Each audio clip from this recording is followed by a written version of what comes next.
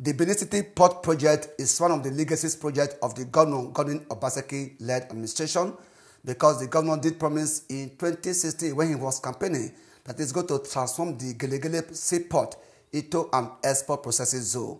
And since then, he set up a 7-man committee to carry out feasibility studies and, of course, attract investors that will help to develop the project. Today, I am happy to announce before you that the rightful bidders has emerged, Mota NG Africa Limited, based in Portugal. And for the company to be able to execute the project, they recently acquired $200 million worth of equipment, and then work is about to start. But the chairman of the committee is a technocrat, a consummate of human potentials, one man who has contributed so much to the socio-economic development of Edo State. Engineer Greg Ogbaifo, once again, welcome to the program. Thank you very much for having me. Let us know, what has the committee been able to do so far to actualize the development of the Benin City port into an export processing zone? Thank you very much indeed. Again, my name is Greg Ogbaifo. I think it's important to give a little bit of a background as to the work on this very important project. So you'll permit me to start from when His Excellency was elected into office during his first term. Yes. His Excellency,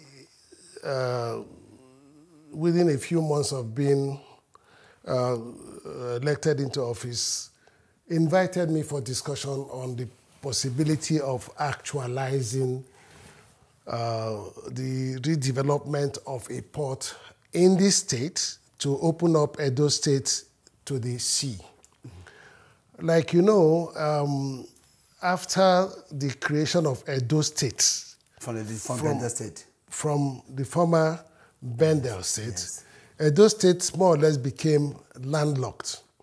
So the benefits we used to have from the economic activities in Warri Port, Sapele Port, Burutu, Cocoa, Edo State lost all of that. That's serious. So it was a good thing that His Excellency, in his wisdom, decided to explore the possibility of opening up Edo State to the sea. He then, after my engagement with him, set up the Greg Ero Committee. Okay. That was in 2017. Yes.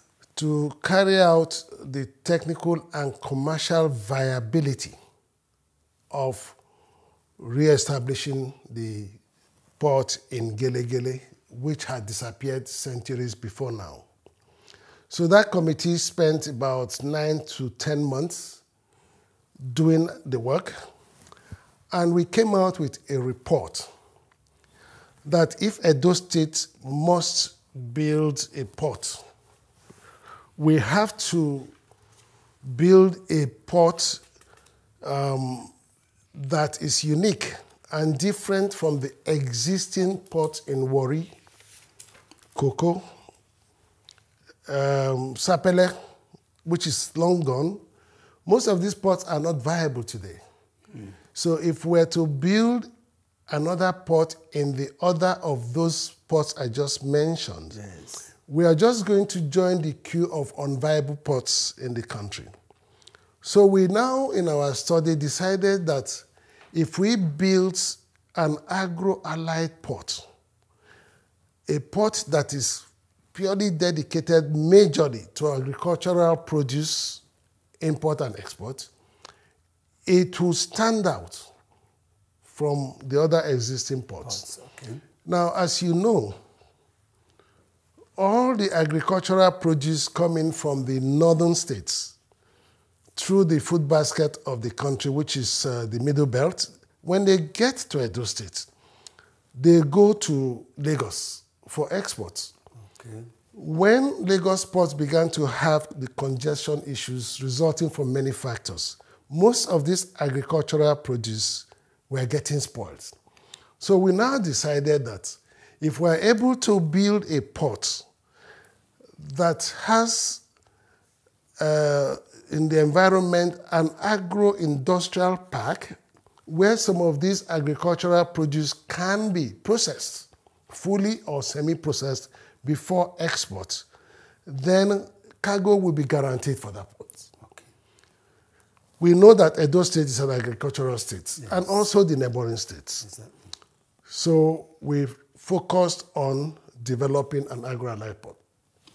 The second thing, that committee, we carried out a survey of the river Ose, which is coming up from which is emptying out in Benin